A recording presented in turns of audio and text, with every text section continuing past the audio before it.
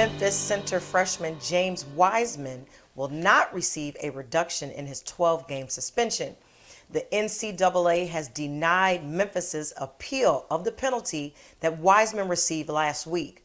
Wiseman, who during the first 3 games averaged 19.7 points and 10.7 rebounds, will not be able to play again for the 16th ranked Tigers until January 12th at South Florida. The penalty surrounds the $11,500 that Memphis coach Penny Hardaway gave Wiseman's family for moving expenses from Nashville to Memphis in the summer of 2017. Although Hardaway was not Memphis's coach at the time, the NCAA ruled that the payment was not allowed because he was acting as a booster. Onyx News correspondent Reynolds McZorn, James Wiseman is also being required to donate $11,500 to a charity of his choice to regain eligibility. I just have a couple of questions here. How much, are a college athlete's name, image, and likeness worth? Well, Nietzsche, it's worth billions of dollars. In 2018, the NCAA made about $10.3 billion in revenue. This question is a question that's been posed for many years. Should college athletes be paid? And there's athletes like LeBron James and Richard Sherman of the 49ers who say yes. Even Senator Bernie Sanders believe that athletes should be paid. And Wiseman is suffering. This is a tragic event that happened because, Anthony Hardaway was a booster, and the rules of a booster is you can't provide financial assistance to a prospect unless you can provide it to the general student body.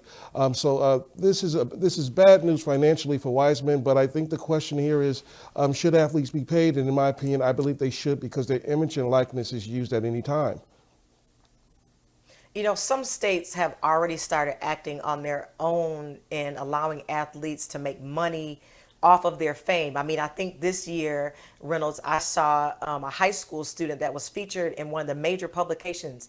And so if even coming up as a student athlete in high school, if they are getting famous, scoring crazy points, superstars in their own area, should they be blocked from endorsement deals?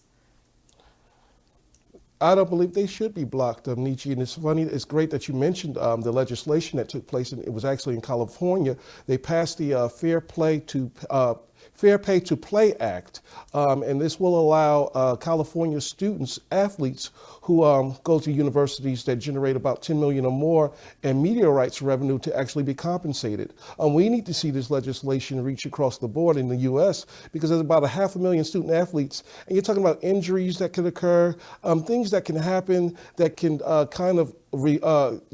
prohibit their ability to make it to the next level. They need to be compensated now because they're being broadcast, their image and likeness is being used. At one point, it was even being used in video games. I remember a lawsuit that was back in 2014 by former UCLA standout Ed O'Bannon. So these things we have to look at, and we definitely need our college student athletes to be compensated because they take the same amount of risk. They certainly do, and they certainly oftentimes are definitely worth it. And like you said, Reynolds, they are being placed on television, in video games, sometimes in commercials, all kinds of ad campaigns. And so this is definitely an interesting conversation that remains on the table. I look forward to bringing you more on that. As always, Reynolds McZorn, thank you for great reporting.